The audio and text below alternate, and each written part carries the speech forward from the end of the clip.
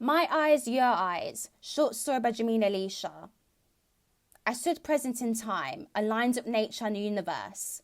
I opened my eyes and magnetic force fields of past sprung out of me. My hands were parted and my eyes shut, as slowly as I projected each living soul in me. The living souls whom I encountered, saw and met in my life. Perhaps this was hurt, grief, regret, and memory of past life. Everything was too much and I needed to let go. All eyes I encountered displayed itself into the thin air of nature's species, bringing themselves into reality.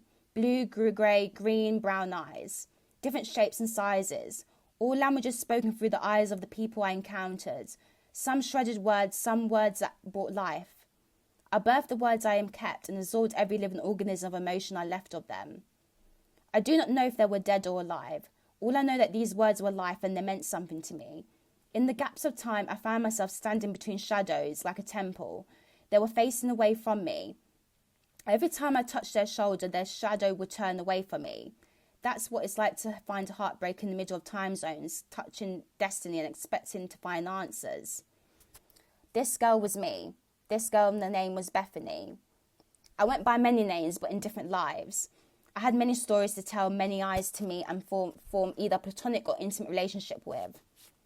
Some days I would stand by these shadows and no answers would be found. Days, months, years and no answers. The only sound of breeze and the birds flying in the air while I look down from the cliff I'm standing on while I'm hiking. Hiking was a form of expression for me to surrender to nature's creation and to understand the depths of my mind. In this life, time was running out and the only way to reach out is to reach into yourself. I, Bethany, needed to reach into myself to find the hidden gems of my heart and the softness of past words of anger thrown at me. Bethany learned in these years to harness these powers of projections and to conceal her heart in her chest by breathing in the pain of loss. Loss of people whom she encountered. She only discovered that the people whom she encountered were dead and moved on and broken from her life path. Bethany stood in the middle of the time as a clock watching the hours go past. The only thing she was conscious of was her mind ticking, the logic behind the time she was experiencing.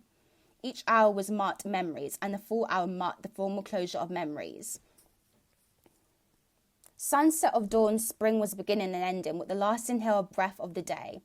The nights she stayed, the pain she felt worsened. Her real power only happens as she goes into nature. Bethany screams, "I release," and the rebounds projected images of eyes flowing into a ripple of rivers and a deep cold steam of spring. Bethany discovered this power when she was 10 years old. Eyes were windows to the soul, and it appeared as fragments of light that sharpened into the eyes, hundreds of them floating into darkness like suspended stars. There were eyes of everyone whom she had truly seen on earth. The old woman who she smiled in front from the train platform before vanishing into the crowd. The frightened child she once passed in the hospital corridor. The man whose laughter shook a cafe moments before his heart gave out in his chair. Faces she had known for years and strangers who she only brushed against for a second all returned to her through their gaze alone. Some belonged to the living, some belonged to the dead. Yet in the visions there were no difference between them. In the visions eyes became faces, faces became the eyes of many in one iris. Each pair of eyes held a story. Some were wide open, bright with unfinished love, secrets, hope that still clung stubbornly to the world. Others were cracked like old glass, fractured by betrayal, war, loneliness, or time itself. Eyes were windows, and every window opened onto a life. Through one, she saw a soldier kneeling in a field of ash, clutching a letter he never sent home. Through another, she saw a mother standing at a sink, smiling while quietly deciding to leave everything behind. Through another, she saw a boy staring into the sea moments before he chose to disappear into it. Bethany's eyes shut. She was sleeping in her bed, in an apartment flat in the hills of California, while the sun was setting on the horizon. The evening was sharp and profound. One of the cracked eyes moved forward, separating itself from the others. It trembled. It fractured, widening like a vault, like a line under pressure. Bethany instantly reached out, her fingers hovering just beneath it. The moment she did, the vision did not open outward like the rest. It pulled her in. The moment the apartment vanished. The walls, the candles, the soft hum of the city all gone. Bethany stood instead in the place she did not remember entering, a shoreline at dusk where the sea was unnaturally still, reflecting a sky that had no stars. The air felt heavy as if time itself had paused mid-breath. And there, standing at the edge of the water, was a boy.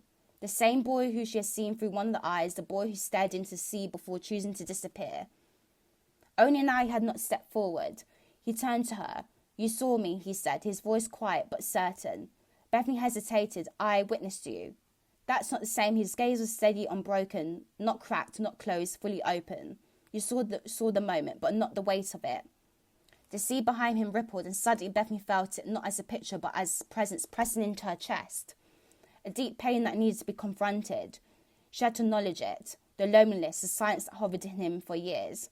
The absence of being seen, truly seen by anyone. It surged through her, sharp, suffocating. She staggered slightly. "Why are you here?" The boy tilted his head. "Who are you?" The question lingered longer than it should be. Bethany looked back at the horizon, the stillness of the water, and settled her. "I thought I was letting go," she said, slowly, "releasing what I've carried." And instead he asked, she swallowed, "I'm being asked to hold it." The boy nodded as she's been finally spoken through true. The shoreline began to fracture, not violently but delicately, like a glass under quiet pressure. Through the cracks, Bethany saw the other girl's eyes again, flickering beneath the surface of this world, watching, waiting.